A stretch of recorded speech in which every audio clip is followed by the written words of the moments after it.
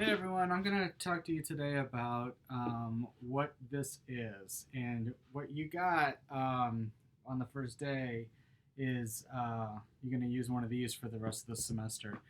These belong to IUS Ceramics, so take care of them. We're going to hopefully use them for many semesters to come. But what this is that this is a damp box, okay? And so it will help you to keep your work damp for longer periods of time. And so this will help you, like if you have to transport work back and forth and you don't want to dry out in the in the transport, or over a long weekend if you're not going to be able to get to the studio. If you use this correctly, this will keep the work wet for a long time. We do have to be thinking about that in terms of drying the work out. We don't want to leave it in here while it's drying because it'll take forever to dry out. But during the process of building, particularly if you're going to be building with smaller parts, so we are going to be doing a project later in the semester where we build with smaller parts. So anyway, so this is called a damp box. It comes with a lid. Okay, so obviously you're going to want to keep the lid tight on the box when you're not, when it's closed. Since they're new, this is new plaster that's poured in here. So the white stuff in the bottom is called a #1 pottery plaster, and it's very absorbent. And that's how this is working. Is that it will absorb water and it'll keep the atmosphere in here damp. Okay. The issue is that we cannot have any chips of plaster, little chunks of plaster, or anything coming off into the clay. So since they're new, we got to really be careful, and definitely the first time we use it, like really sponge it out, like get in there and really like work into the edges, and and you'll see little tiny pieces. Like here's a little one right here, a little tiny piece of plaster. Okay, so we need to get all of these out and just throw these in the trash. Do not throw them in the reclaim bin or in the sink or anything like that. Throw them in the trash can. And so because plaster is a very common material to work on your pieces with, in ceramics. But you do have to be careful about the pieces coming off, little chips and things like that. After a while, once this gets kind of worn down and everything, it won't be an issue. But since they're brand new, we got to really be cognizant of that. If you have a piece of clay that has a piece of plaster in it, just throw it away.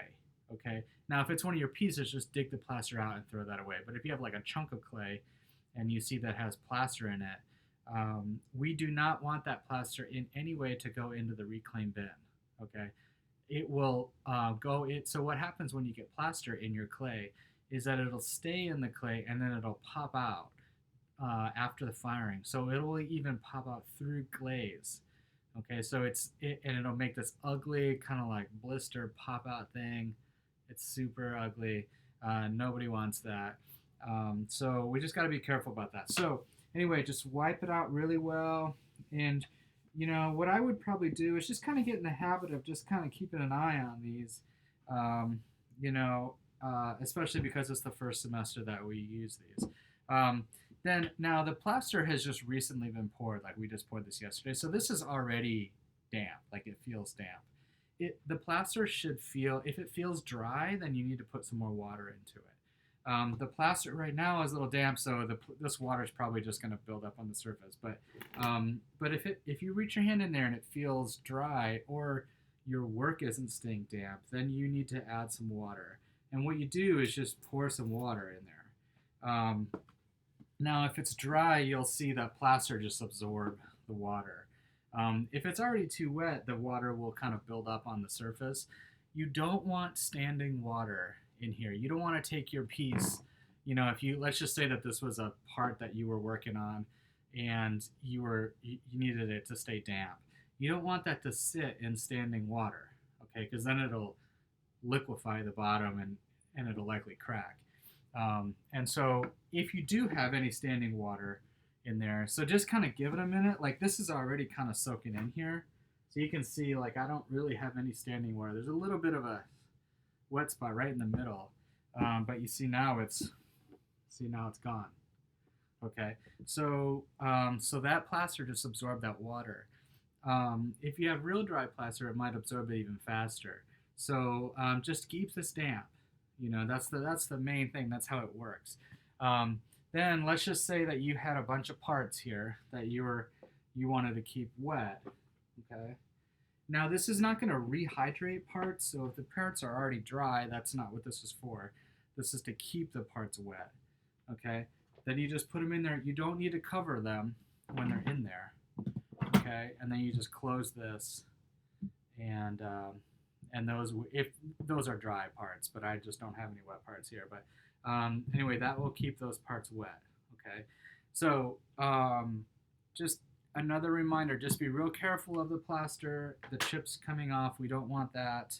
And then the other thing is that this plaster is not the strongest material in the world. So just be careful when you're moving this around. Don't throw it in the back of your trunk or something. We don't want to crack these. Let me know if it breaks, because if it does break, that's likely a point where chips can come off into the clay. Okay, so just lift it with two hands. Just be careful with it. A bunch of us spent a long time pouring 36 of these bins. It was a lot of work, and we'd like to be able to use these for, like I said, many semesters to come. So you will return this at the end of the semester. Okay, so just care for it throughout the semester. Don't be too rough on these handles. And let me know if you have any questions about how to use this. But that's essentially just like a quick overview of how to use your damp box.